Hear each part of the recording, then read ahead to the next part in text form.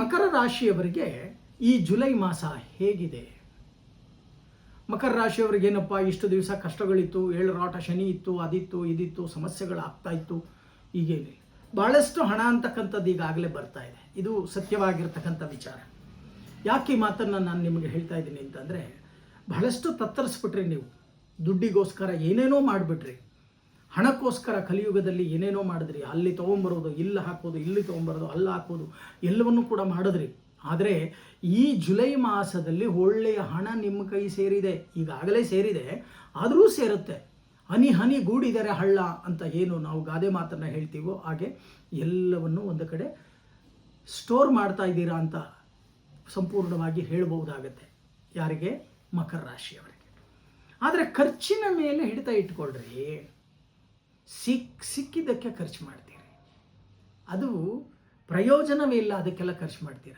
ಸುಮ್ಮನೆ ಮನೆಯಲ್ಲಿ ಕಾರಿದ್ದರೆ ಸಾಕು, ಕಾರ್ ಎತ್ಕೊಂಡ್ಬಿಡೋದು, ಅದೆಲ್ಲೋ ದೇವಸ್ಥಾನಕ್ಕೆ ಹೋಗ್ತೀನಿ ಅಂತ ಹೋಗೋದು, ಅಲ್ಲೆಲ್ಲೋ ಖರ್ಚು ಮಾಡೋದು, ಸುಮ್ಮನೆ ಬೇಕಾಗಿರಲ್ಲ. ಕೆಲವರು ಏನು ಮಾಡ್ತಾರೆ ಅಂತಂದರೆ, ನಾನು ಆ ದೇವಸ್ಥಾನ ನೋಡಬೇಕು, ಈ ದೇವಸ್ಥಾನ ನೋಡಬೇಕು, ನಾನು ಅಲ್ಲಿಗೂ ಫ್ಯಾಷನ್ ಶೋ ನೋಡಬೇಕು, ಇನ್ನೊಂದು ನೋಡಬೇಕು, ಮತ್ತೊಂದು ನೋಡಬೇಕು. ಈ ರೀತಿ ಬಹಳಷ್ಟು ಮಕರ ರಾಶಿಯವರ ಮನೋಭಾವ. ಯಾಕೆ ಅಂದರೆ ಸ್ವಲ್ಪ ಕೋಪಿಷ್ಟರು ಮಕರ ರಾಶಿಯವರು. ಕೋಪ ಬಂದರೆ ಯಾರೂ ತಡೆದು ನಿಲ್ಲಿಸೋಕ್ಕಾಗಲ್ಲ. ಅವ್ರ ಇಚ್ಛೆಗೆ ವಿರುದ್ಧವಾಗಿ ಯಾರೂ ಕೂಡ ನಡೆಯಬಾರ್ದು. ಕೆಂಡದಂಥ ಕೋಪ ಅಂತಕ್ಕಂಥದ್ದು ಬಂದುಬಿಡುತ್ತೆ. ನೀವು ಕೋಪದಿಂದಾನೇ ನಿಮ್ಮ ಜೀವನವನ್ನು ಎಷ್ಟೋ ಬಾರಿ ಹಾಳು ಮಾಡ್ಕೊಂಡಿದ್ದೀರಿ. ಆ ಕೋಪನ ಈಗಲೂ ಕೂಡ ಕಮ್ಮಿ ಮಾಡ್ಕೊಳ್ತಕ್ಕಂಥ ಕೆಲಸವನ್ನು ಮಾಡಿ. ಕೋಪ ಕಮ್ಮಿ ಮಾಡ್ಕೊಳ್ಳಿಲ್ಲ ಅಂದರೆ ನಾನಾ ರೀತಿಯ ಸಮಸ್ಯೆಗಳು ಉತ್ಪತ್ತಿ ಆಗುತ್ತೆ. ದುಡ್ಡಿದ್ದೆ ಏನು ಪ್ರಯೋಜನ? ದೊಡ್ಡವರು ಹೇಳ್ತಾರೆ, ನಾಯಲ್ಲಿ ಅಷ್ಟೊಂದು ಹಾಲಿರುತ್ತೆ, ದೇವ್ರಿಗ ದಿಂಡ್ರಿಗ? ಯೋಚನೆ ಮಾಡಿ. ಅಭಿಷೇಕಕ್ಕೆ ಬರುತ್ತಾ? ಕಾಫಿ ಟೀಗೆ ಬರುತ್ತಾ? ಇಲ್ಲ ಮೊಸರಿಗೆ ಬರುತ್ತಾ? ತುಪ್ಪಕ್ಕೆ ಬರುತ್ತಾ? ಏನಕ್ಕೂ ಬರಲ್ಲ. ಕೋಪ ಅನ್ನೋದೇ ನಿಮ್ಮ ಜೀವನವನ್ನು ಹಾಳು ಮಾಡುತ್ತೆ. ಯಾಕೆಂದರೆ ಈ ಜುಲೈ ಮಾಸದಲ್ಲೂ ಅತಿರೇಕವಾದ ಕೋಪ ಅಂತಕ್ಕಂಥದ್ದು ನಿಮ್ಮ ಶರೀರದಲ್ಲಿ ಉತ್ಪತ್ತಿಯಾಗತ್ತೆ. ತಾಳ್ಮೆಯನ್ನು ನೀವು ಕಳ್ಕೊಂಬಿಟ್ರೆ ನಾನಾ ರೀತಿಯ ಸಮಸ್ಯೆಗೆ ನೀವೇ ಸಿಕ್ಕಾಕೊಳ್ತಕ್ಕಂಥ ಸಾಧ್ಯತೆ ಇದೆ. ಇನ್ನೊಂದು, ಆರೋಗ್ಯದ ಕಡೆ ಗಮನ ಹರಿಸಿ. ಶೀತ ಸಂಬಂಧವಾದ ರೋಗಗಳು, ಬಾಡಿ ಪೇಯ್ನ್ ಅಂತಕ್ಕಂಥದ್ದನ್ನು ನೀವು ಅನುಭವಿಸಲೇಬೇಕು. ಈ ಒಂದು ಜುಲೈ ಮಾಸದಲ್ಲಿ ಬಾಡಿ ಪೇಯ್ನ್ ಅಂತಕ್ಕಂಥದ್ದು ಬರುತ್ತೆ, ಶೀತ ಸಂಬಂಧವಾದ ರೋಗ ಬರುತ್ತೆ. ಆದಷ್ಟು ಜಾಗ್ರತೆ ವಹಿಸಿ, ಮುನ್ನೆಚ್ಚರಿಕೆ ಕ್ರಮವಾಗಿ ನಾವು ಹೇಳ್ತಾ ಇದ್ದೀವಿ, ಜಾಗ್ರತೆ ವಹಿಸ್ತಕ್ಕಂಥ ಕೆಲಸವನ್ನು ಮಾಡಿ. ಇನ್ನೇನು, ಕೈಯಲ್ಲಿ ದುಡ್ಡಿದೆ.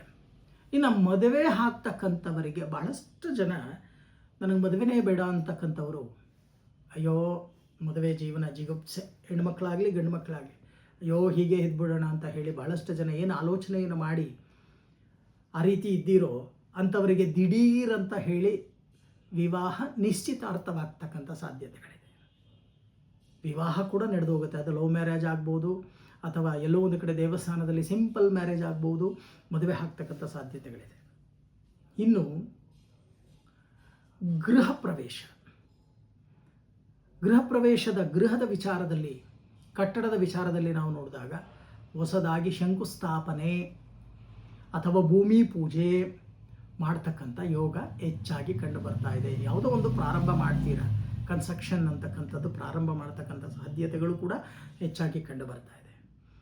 ಮಾಡ್ತಕ್ಕಂಥದ್ದೇನೋ ಮಾಡ್ತೀರಾ, ಬಹಳಷ್ಟು ಆಲೋಚನೆಯನ್ನು ಮಾಡಿ, ಹಿರಿಯರಿಂದ ಹಿತವಚನವನ್ನು ಕೇಳಿ, ಡಿಸಿಷನ್ ಕೇಳಿ, ವಿಮರ್ಶೆ ಮಾಡಿ, ನಂತರ ಕೈ ಹಾಕ್ತಕ್ಕಂಥ ಕೆಲಸವನ್ನು ಮಾಡಿ. ಯಾಕೆಂತಂದರೆ ಒಮ್ಮೆ ಕಳೆದು ಹೋಗಿರ್ತಕ್ಕಂಥದ್ದನ್ನು ಮತ್ತೆ ಕಳ್ಕೊಂಡ್ಬಿಟ್ರೆ ನೀವು ನಾನಾ ರೀತಿಯ ಸಮಸ್ಯೆಗಳಾಗತ್ತೆ. ಹಿಂದೆ ತುಂಬ ಸಮಸ್ಯೆಗೆ ಸಿಕ್ಕಾಕೊಂಡಿದ್ರಿ, ಜ್ಞಾಪಕ ಇದೆಯಾ?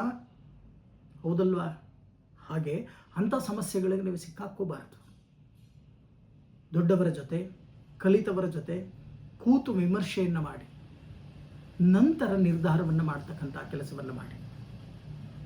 ಇನ್ನು ದಾನ ಧರ್ಮದಲ್ಲಿ ಆಸಕ್ತಿ ಹೆಚ್ಚು ನಿಮಗೆ. ಯಾರಾದರೂ ನೋಡಿದ್ರೆ ಅಯ್ಯೋ ಪಾಪ ಅಂತ ಹೇಳ್ತೀರಾ. ದಾನ ಧರ್ಮ ಅಂತಕ್ಕಂಥದ್ದು ಎಷ್ಟು ಬೇಕೋ ಅಷ್ಟು ಮಾಡಿ. ಇರ್ತಕ್ಕಂಥದ್ದನ್ನೆಲ್ಲ ದಾನ ಮಾಡೋದಲ್ಲ.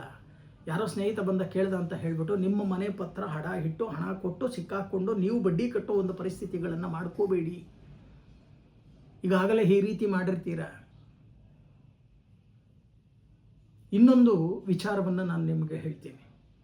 ದಾನ ಅಂತಕ್ಕಂಥದ್ದನ್ನು ಮಾಡಬೇಕು ನಿಜ, ಪೂಜೆ ಅಂತಕ್ಕಂಥದ್ದು ಮಾಡಬೇಕು ನಿಜ, ಆಹಾರ ಸೇವನೆ ಮಾಡಬೇಕು ಅಂತಕ್ಕಂಥದ್ದು ನಿಜ, ಔಷಧಿ ತಗೋಬೇಕು ಅಂತಕ್ಕಂಥದ್ದು ನಿಜ. ಮನುಷ್ಯನಿಗೆ ಬಂದೇ ಬರುತ್ತೆ. ಇವೆಲ್ಲವೂ ಕೂಡ ಲಿಮಿಟ್ ಆಗಿರಬೇಕಂತೆ. ಕೆಲವರ ಮನೆಯಲ್ಲಿ ಮಡಿ ಮಾಡ್ತಾರೆ, ನೀವು ನೋಡಿರ್ಬೋದು. ಎಲ್ಲ ತೊಳ್ಕೊಂಡು ಕೂತಿರ್ತಾರೆ ಬೆಳಗ್ಗೆಯಿಂದ, ಬರೀ ಪೂಜೆ ಮಾಡೋದು ಮಡಿ ಮಾಡೋದು, ಪೂಜೆ ಮಾಡೋದು ಮಡಿ ಮಾಡೋದು, ಅದು ಬಿಟ್ಟರೆ ಏನು ಕೆಲಸ ಇರಲ್ಲ ಅವರಿಗೆ. ಅದನ್ನು ಕೂಡ ಲಿಮಿಟ್ ಅಂತಕ್ಕಂಥದ್ದು ಬೇಕಂತೆ. ಚೆನ್ನಾಗಿ ಅರ್ಥ ಮಾಡ್ಕೊಳ್ಳಿ. ಎಲ್ಲವೂ ಕೂಡ ಒಂದು ಲಿಮಿಟಲ್ಲಿ ನೀವು ಹೋದರೆ ನಿಮ್ಮ ಜೀವನ ಈ ಜುಲೈ ಮಾಸ ತುಂಬ ಅನುಕೂಲಗಳನ್ನು ನೀವು ಪಡಿತೀರ. ಈ ಮಾಸದಲ್ಲಿ ನೀವು ಮಾಡಬೇಕಾಗಿರ್ತಕ್ಕಂಥ ಒಂದು ಪರಿಹಾರವನ್ನು ನಾನು ನಿಮಗೆ ಹೇಳ್ತೀನಿ. ಒಂದು ಬೊಗಸೆ ಕೈಯಲ್ಲಿ ಉದ್ದಿನ ಬೇಳೆ ಹಿಡ್ಕೊಳ್ಳಿ, 2 ವೀಳ್ಯದೆಲೆ, 2 ಅಡಿಕೆ, 2 ಬಾಳೆಹಣ್ಣು, 1 ತೆಂಗಿನಕಾಯಿ.